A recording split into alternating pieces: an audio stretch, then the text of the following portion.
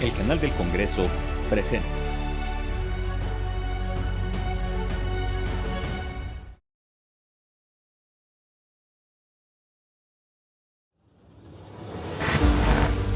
Qué gusto saber que me acompañan en Vértice Internacional Zorrina Musali, este programa que analiza los acontecimientos de la política internacional y sus impactos para México. El día de hoy giramos nuestra atención y toda nuestra mirada hacia Brasil, el gigante sudamericano que está siendo liderado por el actual presidente Luis Ignacio Lula da Silva, quien ya superó los primeros 100 días de gobierno de su tercer mandato y que se enfila hacia una serie de retos y desafíos hacia el 2027. Les pido por favor que me acompañen a realizar un balance de su gobierno y a repasar los dilemas y los cuestionamientos que hay sobre su liderazgo. Acompáñenme.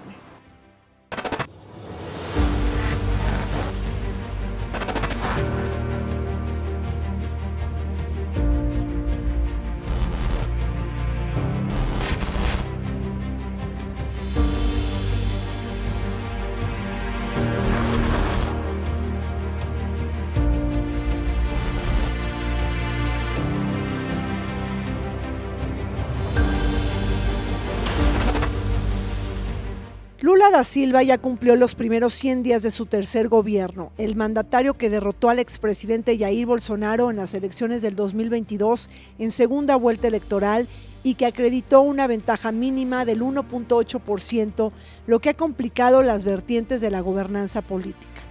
En este periodo, el fundador del Partido de los Trabajadores ha tenido que enfrentar un periodo de máxima tensión debido al asalto a las sedes de los tres poderes, donde miles de simpatizantes bolsonaristas interrumpieron la paz democrática e institucional después de haberse negado a aceptar su derrota electoral, sembrando caos y destrucción, cuya divisa fue equivalente al ataque de Trump al Capitolio el 6 de enero del 2021.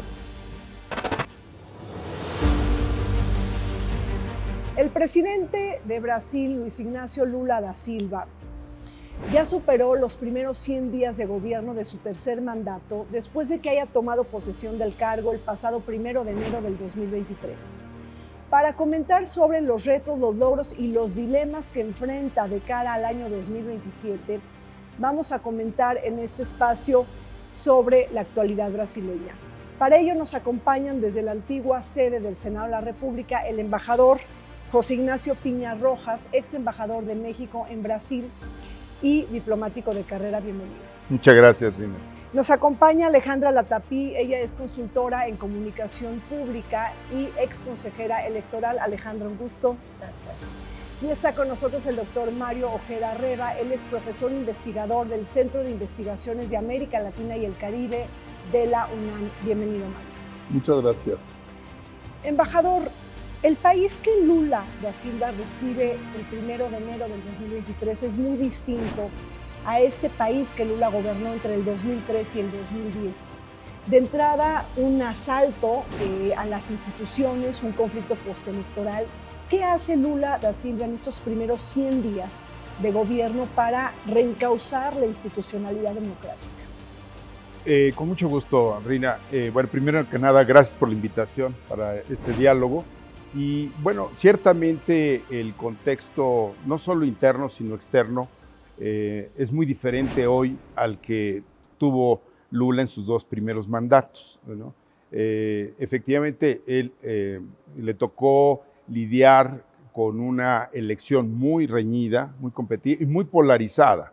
La mitad de la población prácticamente de Brasil votó en favor de Bolsonaro y un poquito más en favor de Lula, pero hasta la segunda vuelta electoral. O sea, hubo una diferencia de menos de 2 puntos porcentuales, lo cual indica la polarización que vive el país. Y no solamente desde el punto de vista político, ideológico, sino también regional, porque hay partes de Brasil que estaban en zonas del país, sobre todo en el sureste, a favor de Bolsonaro, y la zona norte, nordeste, en favor de Lula. Entonces también se encuentra hoy un contexto internacional muy distinto al que vivió Lula, en donde las materias primas, en fin, le favorecían a Brasil. La década dorada. La década dorada, el crecimiento económico. Hoy se encuentra un país con problemas de desigualdad social muy acentuados, con pobreza. Muchos de los programas que fueron exitosos en esos primeros 2 mandatos, pues los había de alguna manera relegado Bolsonaro, y hay una fuerte demanda de la población menos favorecida en Brasil. De acuerdo con la reciente encuesta de Datafolha, Lula ha dejado, digamos, hay un 30% que desaprueba el gobierno de Lula y un poco que favorece. Sin embargo, las expectativas también no le son favorables porque ha generado más expectativas de los resultados. Y entre otras cosas ha tenido que, como tuvo que aliarse no solo con sus partidarios tradicionales, Partido de los Trabajadores, sino con otros partidos y con otros actores, pues ha tenido que dedicarle esta primera etapa, estos primeros 100 días, a lograr la reconciliación del país y hacer alianzas con diferentes actores para poder, digamos, que se aprueben las iniciativas en el Congreso brasileño, que por cierto está dominado, la mayoría es hostil, ¿no? hostil, y no solo eso, sino los principales estados de la federación, como por ejemplo Sao Paulo, Río de Janeiro, Minas Gerais, la propia capital Brasilia, está en manos de políticos o actores aliados al bolsonarismo. Entonces esto hace mucho más complejo la gobernabilidad del país. Alejandra, un inicio tremendamente difícil para Lula da Silva, es decir, la democracia que se pone a prueba todos los días en Brasil. Sí, y en ese sentido, bueno, vive constantemente este rechazo social y ha hecho de los acontecimientos en el Planalto, estas escenas que vimos del asalto a las oficinas de la presidencia y en la plaza de la principal de Brasilia, donde están las instituciones del Estado, ha hecho ya parte de su discurso para ir en cada momento señalando pues las diferencias de su gobierno. Pero yo quisiera recordar en esto que dices, embajador, cómo llega ahora frente a un Congreso en el que no tiene mayoría, cómo él para llegar desde en su primer mandato construyó una alianza amplísima, porque en Brasil hay muchísimos partidos políticos, y fue integrando de chile, de dulce y de manteca, como decimos aquí, para mantener esa alianza partidista en el Congreso que votara sus decisiones. Fue quizás una de las necesidades de fuentes de corrupción en su momento para los casos tan sonados que hubo en Brasil, uno de ellos que lo tuvieron incluso meses en la cárcel. Esta alianza fue desmoronándose para la destitución de Dilma Rousseff.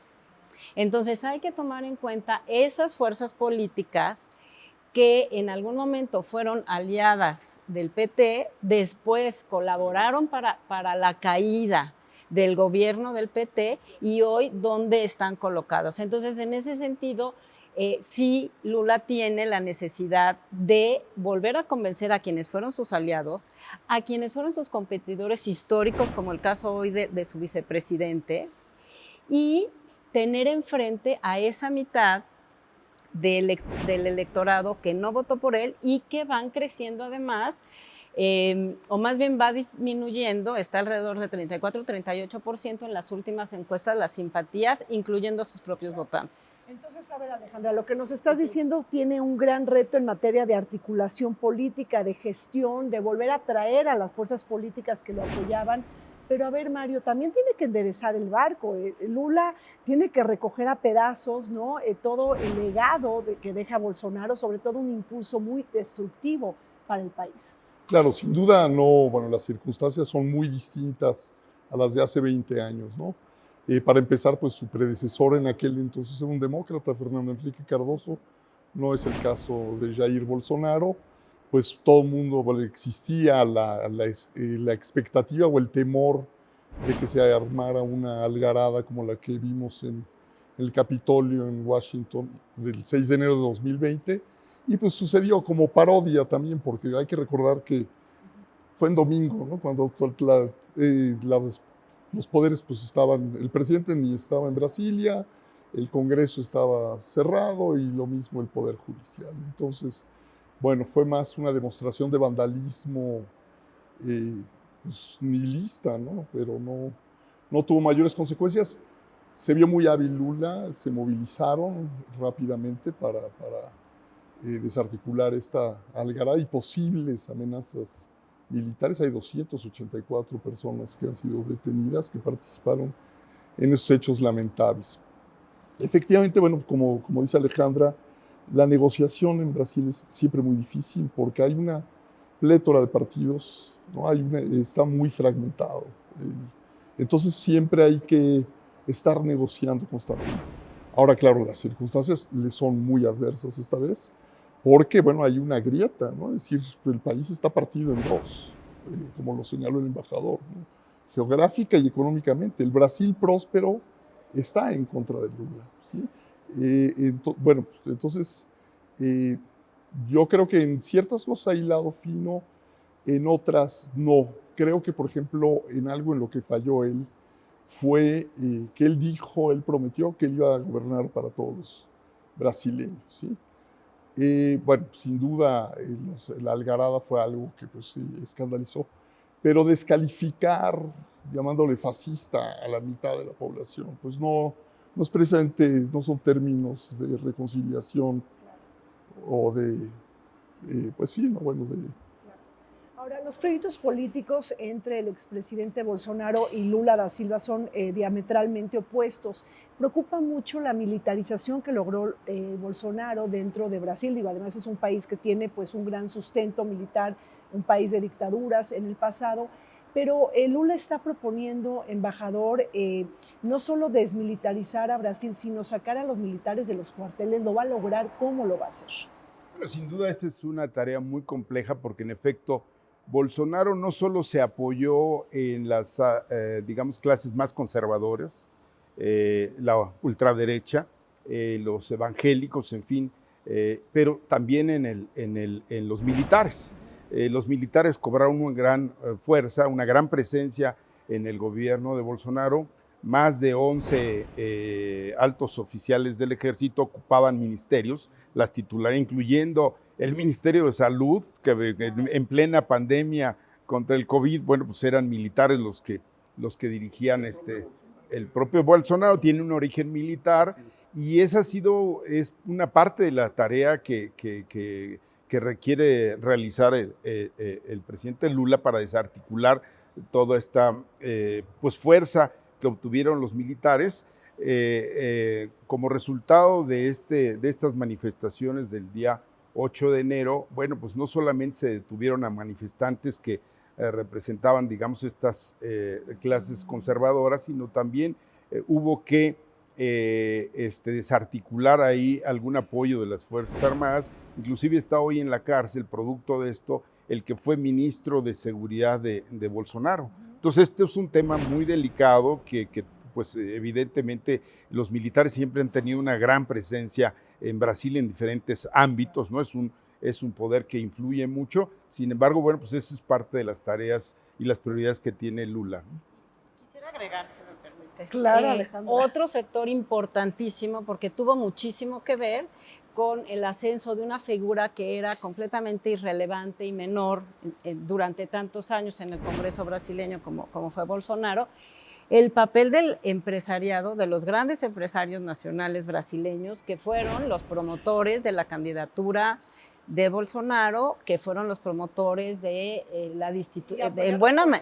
¿no? O sea, asesorados también por Silvano. En buena medida es otro de los sectores que es una fuerza real de poder al interior de Brasil, que en un momento dado fueron aliados muy cercanos a Luis Ignacio Lula da Silva, que no fueron aliados y fueron separándose en la gestión de Dilma Rousseff y que hoy también es otro sector al que hay que darle seguimiento para entender cómo puede ir avanzando Lula cuando además, como tú ya se decía aquí, Lula llega como el Lula de siempre, pero el mundo y los brasileños ya no son los de siempre, las necesidades económicas del país son otras y ahí en el tema comercial pues será el punto, ¿no? ¿Sí?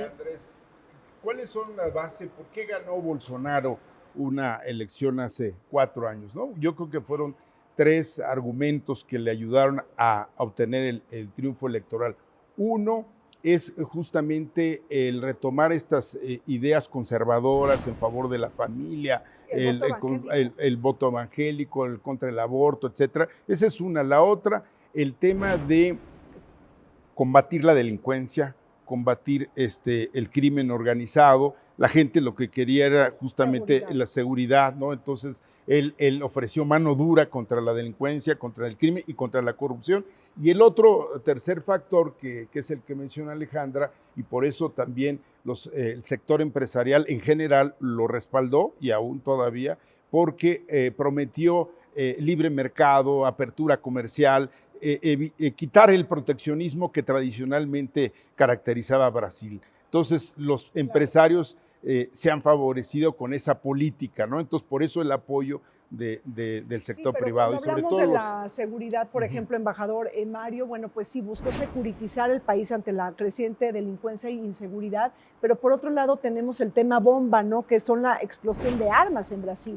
¿Qué va a hacer Lula para desvainar eso? Es decir, ¿cómo va a enfrentar Lula la epidemia de las armas en Brasil? Conjuró, bueno, hasta ahora la amenaza militar se ha movido muy rápido, ha apoyado el Poder Judicial y, bueno, aparentemente ha desactivado, pero como dice el embajador, es una fuerza bastante considerable, no sé si tendrá éxito.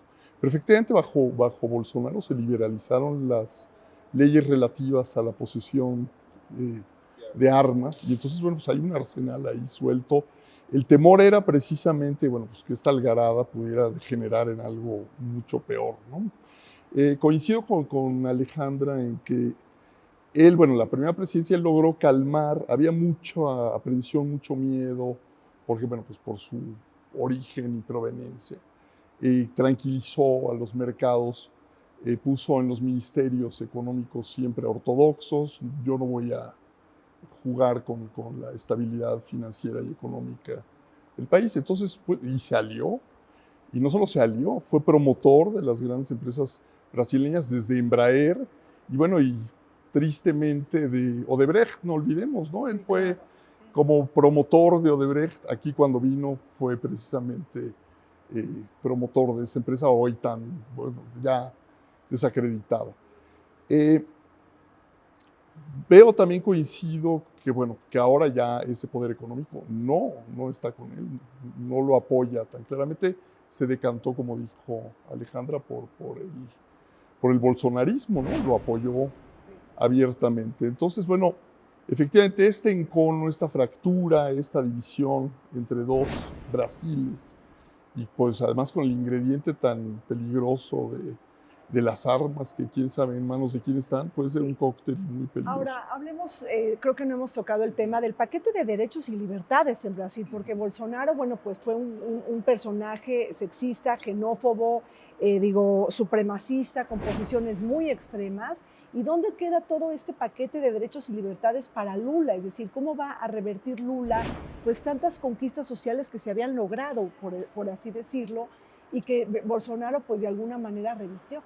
Sí, sin duda, uno de los, ofertas de campaña de Lula ha sido justamente rescatar, recuperar esta política en favor de los derechos humanos, en favor de las minorías, en favor de los negros, en favor de los indígenas, y esto, pues obviamente, le está destinando importancia y tiempo en su gobierno. Y bueno, habrá que verlo. En 3 meses no se ha hecho mucho, pero bueno, esa es parte de las promesas de campaña y digamos, lo ha recibido bien en general estas minorías. Pero también hay que recordar que bueno, hay una cultura arraigada en Brasil que no es fácil de erradicar, ¿no? Es un país de más de 230 millones de habitantes y con muchas diferencias sociales y desigualdades. Entonces, este es un reto muy importante para el gobierno del presidente Lula. Ahora, al negacionismo, Alejandra, Mario, de Bolsonaro, del cambio climático, de enfrentarlo, pues ahora tendríamos la Defensoría de las Energías Limpias y Renovables, también un freno a la deforestación de la Amazonia. Ahí sí se genera un gran contraste entre una política y otra, Alejandra. Sí, definitivamente, pero también con sus contradicciones. Sí. Está reviviendo el interés por el fondo amazónico, que el mayor aportante ha sido Noruega, si no me equivoco, embajador. y Alemania eran los primeros que estaban ahí. Ya Francia, Suiza están analizando entrar y bueno, es un fondo también con la participación de Petrobras porque pues, es uno de los mayores depredadores del medio ambiente y de la reforestación allá. Y digo que es contradictorio porque si bien este es uno de los grandes temas o de las grandes banderas y de oportunidad para el gobierno de Lula, también hay una contradicción porque Lula revive un proyecto para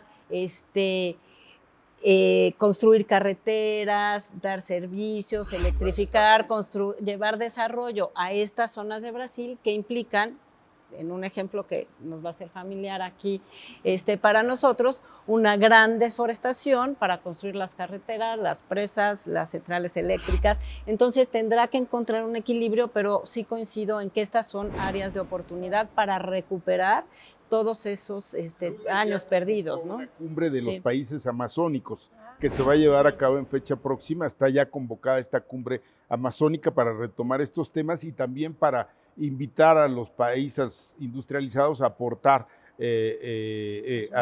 a sumarse a este esfuerzo y sobre todo a destinar fondos para la recuperación de toda Ahora, esta y parte el del tema de la Amazonas. economía creo que es fundamental.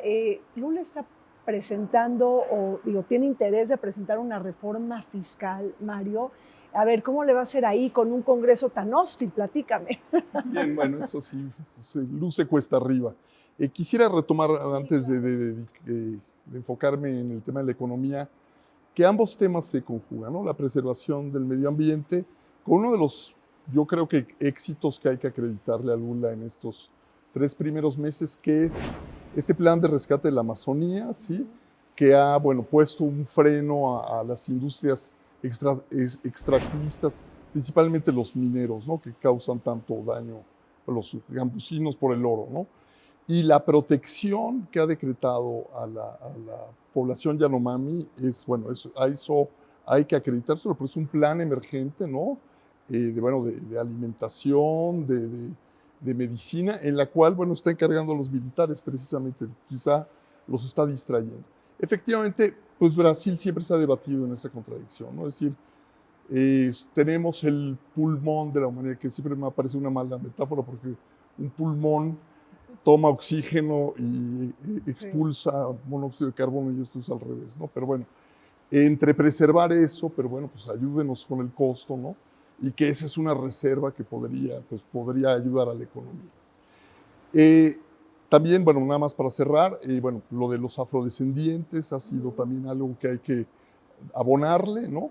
Aunque en campaña no hay que olvidar que el peso de un sector tan conservador de la población brasileña como son los evangélicos, lo llevó a ser ambiguo sobre el tema de la interrupción legal del embarazo, ¿no? Es decir, él se movió a la derecha en los debates ahí. Bueno, respecto a la economía, pues luce cuesta arriba, Brasil pues está ahora... Una posible recesión económica. Exacto, bueno, el pronóstico para este año es de crecimiento, ¿sí? Y bueno, la revisión... 1.5%. Sí, menos 1.5 y bueno, y para el 2024 se estima en un 2.8 que no será suficiente el crecimiento. Y efectivamente, bueno, pues con el Congreso en contra, pues yo me permito dudar de la posibilidad de que él lleve a cabo esa, pues largamente postergada y muy necesaria y muy ambiciosa reforma fiscal, teniendo pues al Brasil próspero y a los empresarios en su contra, no lo veo factible. Hay 2 reformas pendientes, una la fiscal y otra la laboral, porque si algo se critica también en temas de productividad por parte de las empresas es que la legislación laboral es muy proteccionista y no ayuda a la productividad de las empresas. No es un tema que yo como embajador lo escuchaba recurrentemente allá en Brasil, pero sí, en efecto, no la tiene fácil en el Congreso. De hecho, la reforma fiscal que anunció no es una reforma fiscal profunda, son algunos paliativos, algunas, digamos, iniciativas que pueden ayudar sin duda en el manejo de la deuda, etcétera, en el financiamiento del desarrollo, pero no es una reforma fiscal profunda. Eso no va a ser factible, por lo menos en el corto plazo. Claro, muy difícil. Una fuga de capital. digital es masiva también, Sí. que es otra. No, y si tiene además al empresariado en Claro. contra va a ser muy, muy complicado. Claro. Ahora, creo que otro de los retos muy interesantes que, bueno, habría que ver cómo va a tejer Lula da Silva es el tema de la pobreza, porque reaviva uno de los, este programa insignia de Bolsa Familia, ¿no? Lo reaviva y Bolsonaro deja una estela de mayores pobres. Mario, ¿qué está pensando Lula, Alejandra, para enfrentar esta estela de nueva pobreza en Brasil? Bueno, desde su llegada y desde la campaña fue el volver a poner en marcha programas sociales que habían sido cancelados en el bolsonarismo. Aquí yo vería que también, bueno, habrá que mover el presupuesto con un Congreso poco aliado, que además nada más hay que recordar, ¿quién llamó a su alianza a los evangélicos desde un principio? Sí. Y fue esta gran alianza de Lula, ¿no? Fueron de las grandes traiciones que vivió el PT, pero la promoción de la participación de sectores evangélicos en la política brasileña tuvo su esplendor bajo la gestión de Lula. Lo dejo nada más para no olvidarlo. Porque lo coopta, sí, ¿no? Bolsonaro. Exactamente, pero en una reflexión de la intervención de esas visiones religiosas en las decisiones públicas. Para nosotros que vivimos en un estado laico y queremos conservar, pues son como las alertas y las llamadas de atención. Pero con respecto a los programas, creo que también hay una gran oportunidad, si logra poder financiarlos, de no solamente sacar de la pobreza a los millones que logró sacar durante sus dos gestiones, pero estos millones que salieron de la pobreza en ese momento, la experiencia que yo tuve fue que fue un sector de la sociedad que se volvió consumidora, pero no ciudadana. O sea, no hubo un proceso de comprensión de derechos y de ejercicio de derechos de estos sectores que salían. Se lo incluso, ¿eh? Exactamente, porque no hubo un trabajo de cultura política que ojalá encuentre hoy una oportunidad que puedan ir de la mano con la restauración o adaptación a las nuevas realidades de estos programas sociales. Pues así es, recordemos que bajo la presidencia de Lula, en sus dos primeros mandatos, hizo una serie de políticas y de reformas para enfrentar la pobreza y ahora lo tendrá que hacer como un nuevo imperativo político, pero bajo condiciones mucho más complicadas de la economía, altas tasas de inflación y un creciente déficit fiscal. Volvemos.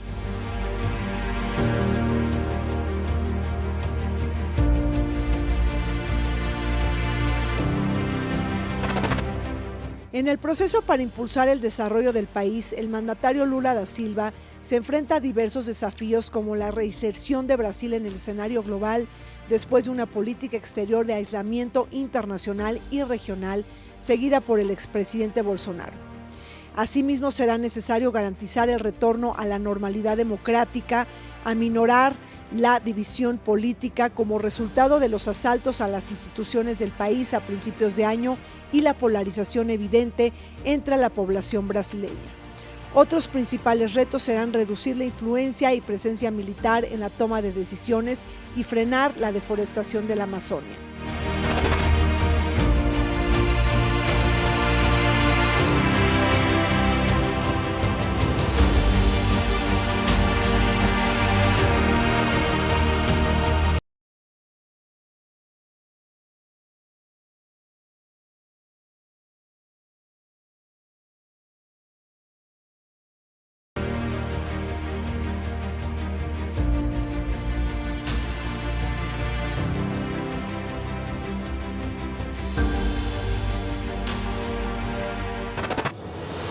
La realidad política actual de Brasil no se asemeja al primer mandato de Lula da Silva en 2003. Reencauzar la normalidad democrática, reforzar la administración pública federal, aminorar la polarización política, regresar a los militares a sus cuarteles y acelerar la transición hacia energías limpias y renovables, junto con la invectiva de apuntar a Brasil dentro del mapa geopolítico global, son parte del portafolio de retos que Lula deberá enfrentar en su tercer gobierno. Un panorama muy intrincado que puede complejizarse si consideramos la correlación de fuerzas políticas en el Congreso, Recordemos que el partido de Bolsonaro acredita el bloque más grande con 99 diputados de 503 y que los grandes estados como Minas Gerais, Río de Janeiro y Sao Paulo están actualmente gobernados por las fuerzas de la derecha conservadora. Estamos de regreso desmenuzando la ecuación política brasileña. Mario, Brasil está de regreso en el mundo con Lula da Silva después de una política aislacionista de Bolsonaro, quien generó pues un quiebre en sus relaciones y en materia de política exterior. Pero platícanos de esta invectiva geopolítica de Brasil. Cuando hablamos de Brasil, es un país que tiene claros objetivos geopolíticos en el mundo y también formas de insertarse en la rivalidad de las potencias para extraer beneficios al interés nacional. Sí, bueno, es un jugador global, de peso global sin duda, y siempre, bueno, en las recurrentes discusiones sobre la necesidad de modificar el ámbito multilateral del sistema global, pues se habla de una reforma del Consejo de Seguridad que refleje la actualidad, no estas potencias vencedoras de la Segunda Guerra Mundial que pues han declinado, ¿no? Se habla pues siempre de India, de Brasil, de Sudáfrica y de la propia Alemania, ¿no? Que fue la potencia derrotada. Pero bueno, hay un marcaje personal que ha impedido esa reforma. Digo, pues en Europa ni Italia, ni Reino Unido, ni Francia quieren que Alemania tenga un asiento permanente en el Consejo de Seguridad. En India, pues obviamente ni China, ni Pakistán. México tampoco quiere que lo tenga Brasil. Argentina no quieren que Brasil lo tenga, ¿no? Y se han opuesto tenazmente a ello, ¿no? Es decir, no quieren. Pero bueno, evidentemente el peso de Brasil, por su tamaño demográfico, territorial, la inmensidad de sus recursos, pues incluso el desarrollo de su industria, su presencia en África, en el mundo, el lusitano, ¿no? Dejado por el imperio portugués, pues es muy grande. Bueno, en Sudamérica, ¿no? Que es su zona geopolítica, ellos no hablan de América Latina, hablan de Sudamérica. Pues es muy grande. Y bueno, evidentemente hay el aislacionismo al que llevó Bolsonaro, se está tratando de revertir.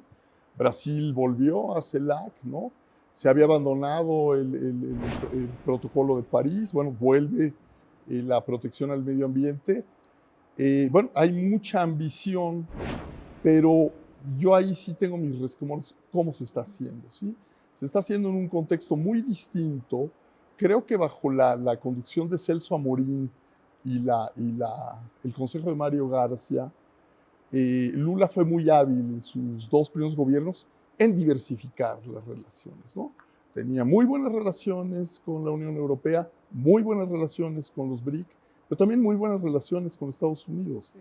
Y ahora, es decir, bueno, parte de lo que lo acusaron y de lo que él ha acusado a Bolsonaro de ideologizar la política exterior, pues lo estamos viendo. Es decir, estos coqueteos con China en el contexto actual, ¿sí?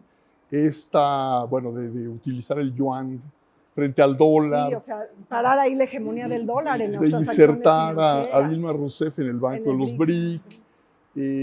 Bueno, pues Sí. yo no lo veo muy hábil. A ver, embajador, ¿cómo colocaría? Bueno, pues estamos atestiguando una especie de como que nuevas características, ¿no? Nuevos parteaguas en el escenario internacional, una especie de Guerra Fría 2.0 entre China y Estados Unidos. ¿Qué debe de hacer ahí Lula? ¿Cómo va a jugar con todo esto para extraer beneficios para ellos? Claro, yo agregaría lo que ha dicho Mario correctamente.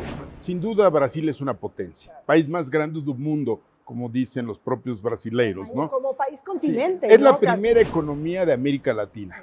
Es una de las 10 primeras economías a nivel mundial. Es parte hoy, miembro del Consejo de Seguridad, miembro no permanente. Su aspiración la mantiene de ser un miembro permanente, por las razones que explicaba Mario. Es parte del G20. Y será el otro año presidente del G20. Sí. Va a presidir a partir de diciembre de este año los BRICS.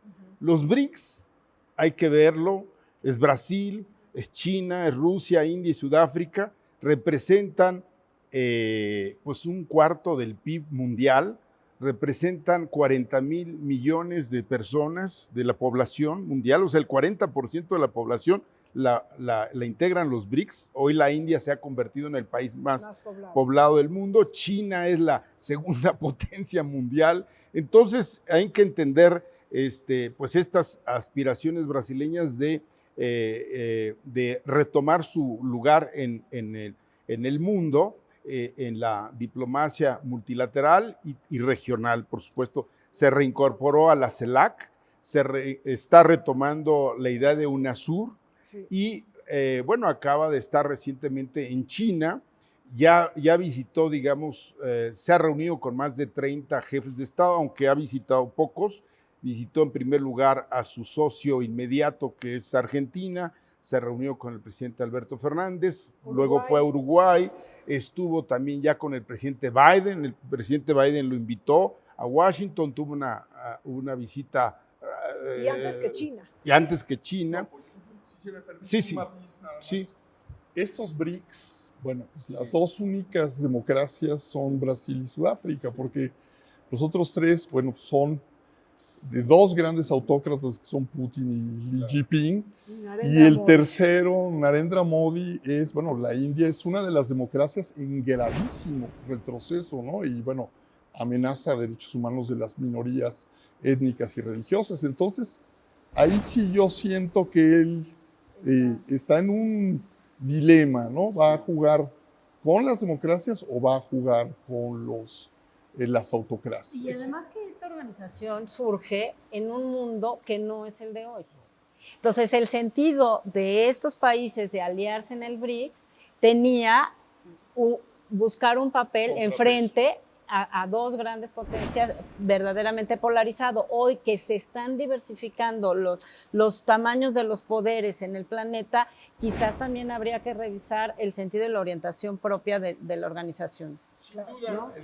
Lo que yo quisiera insistir es que son consideradas las potencias emergentes, ¿no? Entonces, esa es digamos, la visión que tienen y que efectivamente buscan incidir en el ámbito internacional en diferentes aspectos. Pero bueno, volviendo al tema, sin duda, el activismo de Brasil y particularmente de Lula se está notando en estos primeros 3 meses o 100 días con todas estas visitas, y yo quería resaltar, ha hecho ya pronunciamientos muy interesantes el presidente Lula, algunos que han sido inclusive cuestionados a propósito del conflicto entre Ucrania y Rusia, ¿no? Porque si bien, digamos, cuestionó la invasión rusa a Ucrania, por otro lado, está planteando un esquema, una mediación de paz basada en la posibilidad de que Ucrania ceda la península de Crimea a Rusia, cosa que... Es una búsqueda de recuperar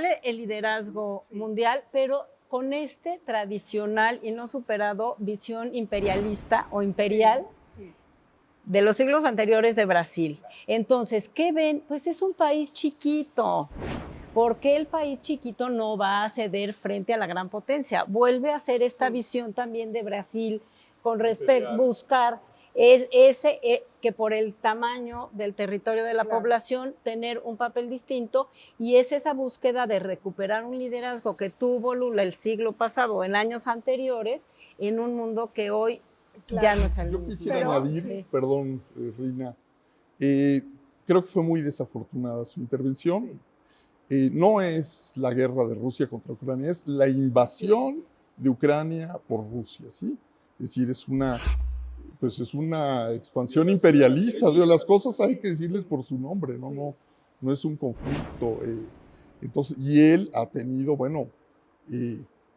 quiere mediar, quiere arrogarse el papel de mediador, pero está tomando de entrada partido por una de las partes, como de que cesión de territorio, ¿no? Es decir, a nosotros siempre nos han dicho, cedimos California, no cedimos, nos la quitaron, nos la arrebataron.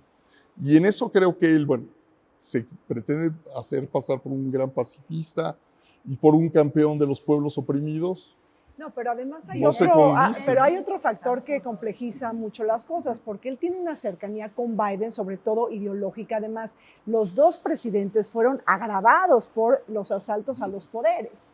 Entonces, en ese sentido, pues hay una sintonía de Lula da Silva para sostener y reforzar y defender la democracia, al igual que lo hizo Biden con el asalto al Capitolio.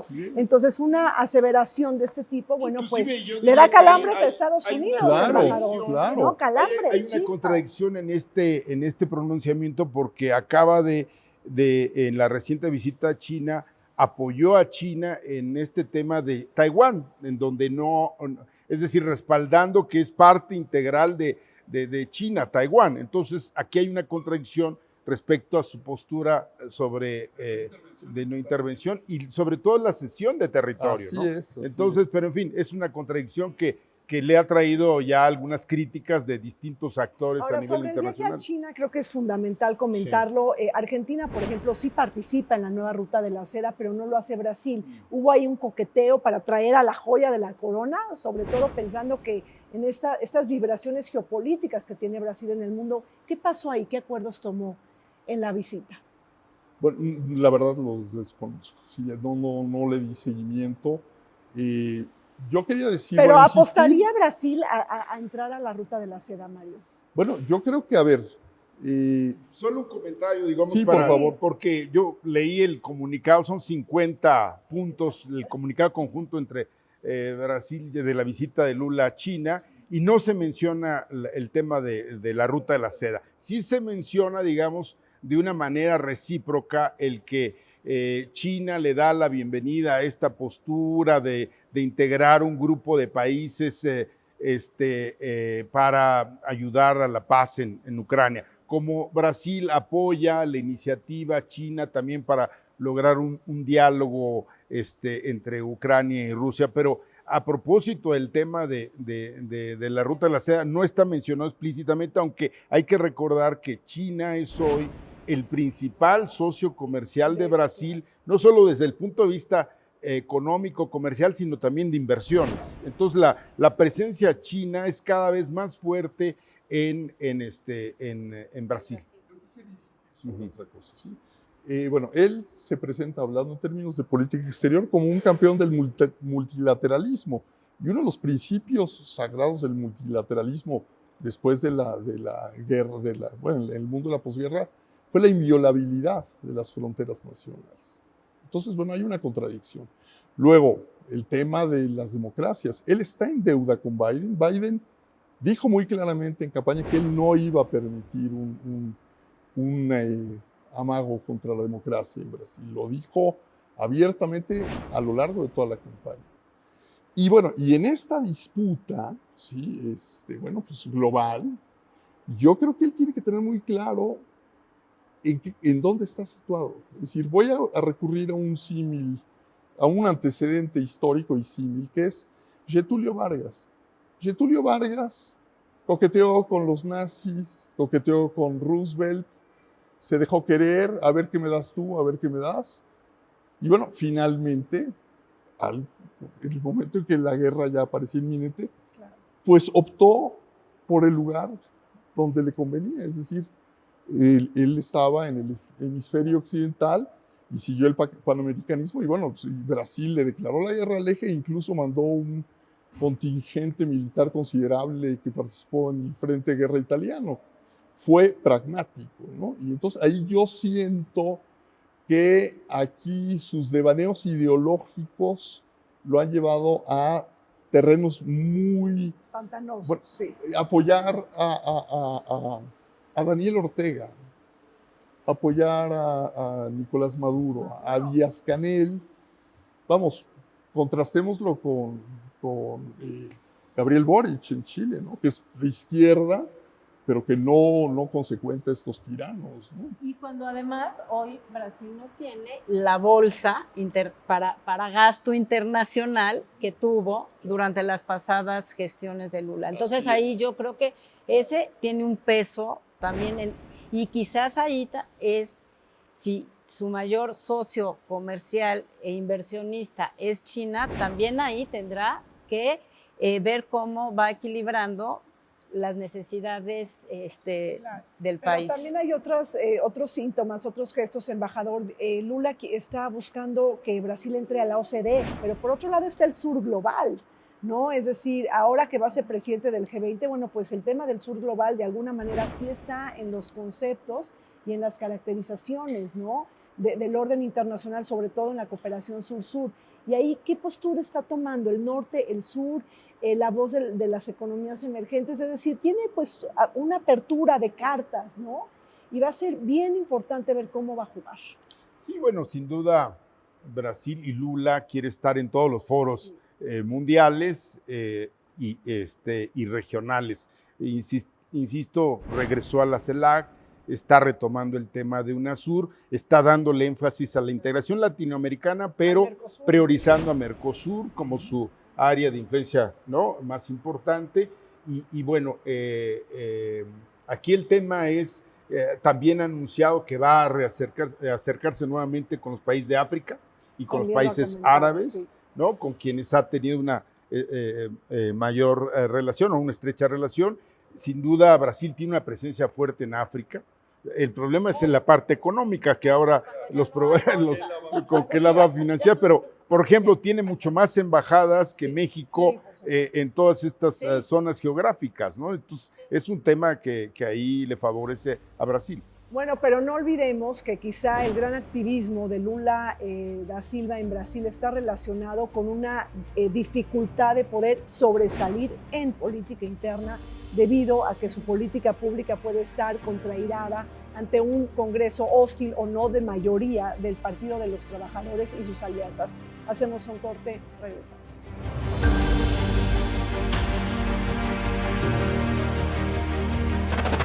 El presidente brasileño Lula da Silva ha realizado visitas oficiales a Argentina, China, Estados Unidos y Uruguay en los primeros 100 días de su tercer mandato. En estos viajes ha buscado fortalecer las relaciones bilaterales y promover la integración regional.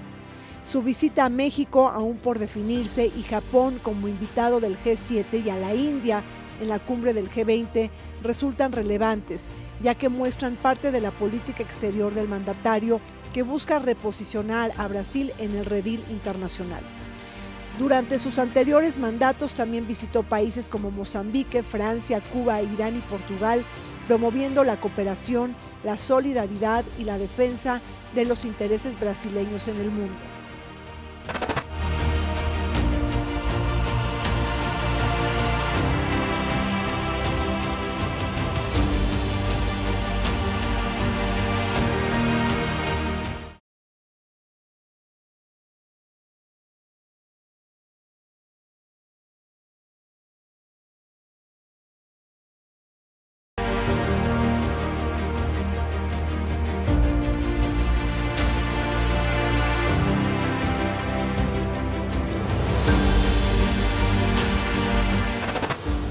Brasil está de regreso en el escenario mundial.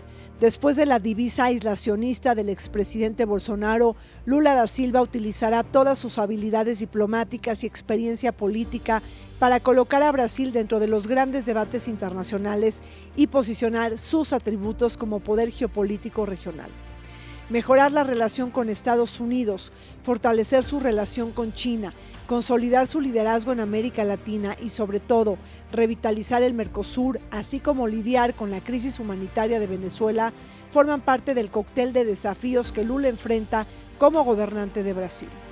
En esta tesitura y a propósito de recuperar el prestigio de Brasil en el mundo, Lula ha encontrado una oportunidad para su política exterior: ser mediador en la guerra Rusia-Ucrania y mostrarse como un líder eficaz cuando su país presidirá el G20 después de la presidencia de India.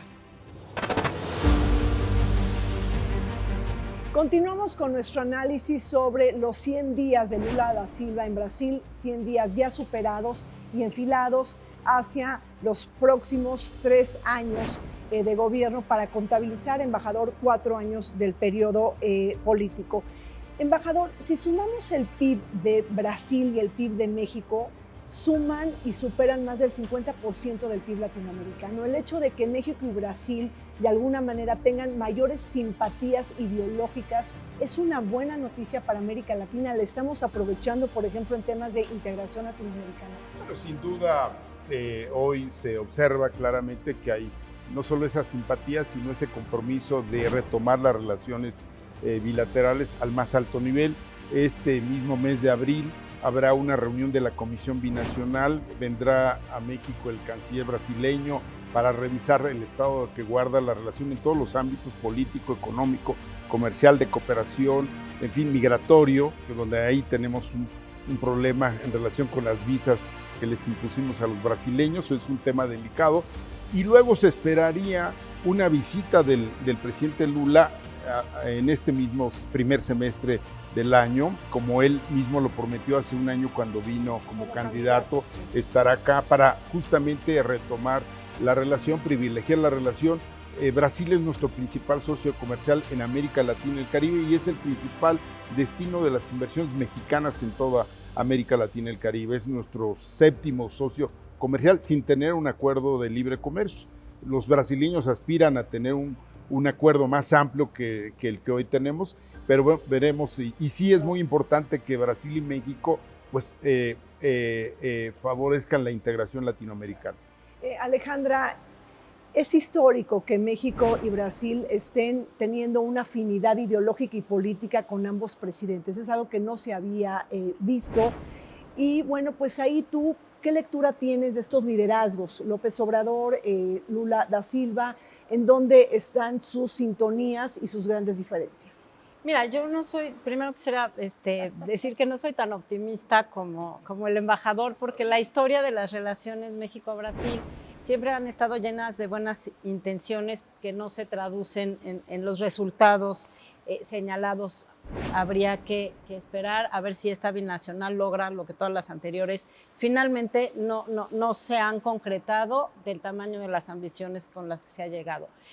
Creo que hay, y uno de los motivos es porque somos poco dados a colaborar, porque ofrecemos casi lo mismo siempre en materia comercial, en materia de recursos naturales, en fin, en qué nos complementamos, más bien estamos compitiendo. Y yo aquí sí percibo que puede haber, y ya creo que se está notando, una competencia con respecto al liderazgo subcontinental, que siempre también se ha dado, que las políticas diplomáticas de ambos países siempre habían estado pues buscando liderar al subcontinente. México lo tuvo durante muchísimos años, se perdió en las gestiones de Lula, y México no aprovechó estos años para volver a tener una presencia mayor. Vamos a esperar a ver si se da esa visita, porque varias veces siendo presidente Lula da Silva prometió venir a México a diferentes reuniones y no lo vimos pisar territorio nacional. Yo me quedo con la duda. Mario, empatías y diferencias, distancias entre los dos presidentes. Coincido plenamente que, bueno, no somos economías complementarias, somos economías competitivas. Ni siquiera cuando hubo en el tema de las identidades, grandes afinidades como las que hubo entre Ernesto Zedillo y Fernando Enrique Cardoso, nunca se depuso la rivalidad entre ambos países por este supuesto figurado o real liderazgo sobre la América Latina. Ellos no les gusta hablar de América Latina, ellos hablan de Sudamérica, aunque Lula trató de incursionar a Centroamérica y tal. Yo aquí creo que además de eso, ahora bueno, pues vamos a competir por el tema del nearshoring. Yo creo que vamos a ser competidores feroces, ¿no? Pero y además yo creo que se va a añadir el choque de egos, ¿sí? Es decir, de los dos autoproclamados líderes de América Latina. Es decir, el presidente López Obrador ha asumido esta retórica, ¿no? Que pues ha sido vacua completamente, ¿no? Es insustancial, no hay, más allá del discurso, no hay nada sobre el tema de nuestra América y la patria grande y la trova cubana, pero no hay, es insustancial, ¿no? Y entonces no creo que a Lula le simpatice esta retórica. Ahora, ya por último, embajador, ¿podrá Lula articular entre los dos bloques progresistas de América Latina? Porque si hay una diferencia entre las izquierdas, no todas las izquierdas son iguales. Una izquierda más autocrática, más atrincherada frente a una izquierda, por ejemplo, pues más vanguardista, estilo Gabriel Boric. Es decir, ¿cómo se va a colocar ahí Lula en este juego si es que busca el liderato de América Latina? Y bueno, yo creo que es una tarea compleja. Yo soy optimista, por supuesto, y me gusta ser en política exterior muy pragmático, ¿no? No nos queda de otra. Sí. Pero bueno, yo deseo que haya una buena relación entre Brasil y México, ¿verdad? Porque nos conviene a ambos, ojalá.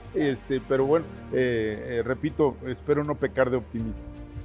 Bueno, pues se nos acabó el tiempo en este programa. Muchas gracias al embajador Ignacio Piña, Alejandra Latapilla, Mario, por estar con nosotros. Pues sí, efectivamente una América Latina pues mucho más potenciada en la escena internacional, con una voz revigorizada en el orden regional. Sí, México y Brasil pues trabajan de manera conjunta. Vamos un corte, regresamos.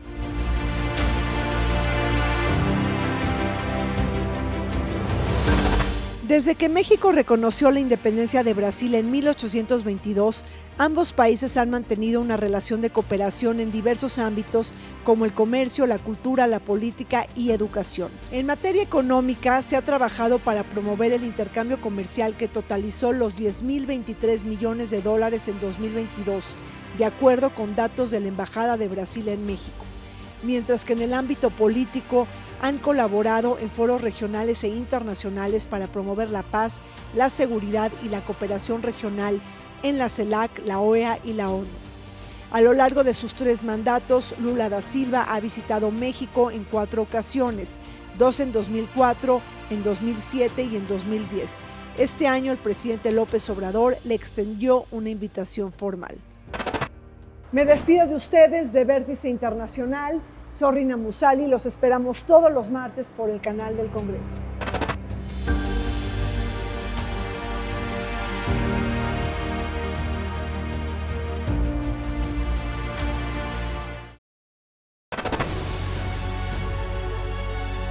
El canal del Congreso presentó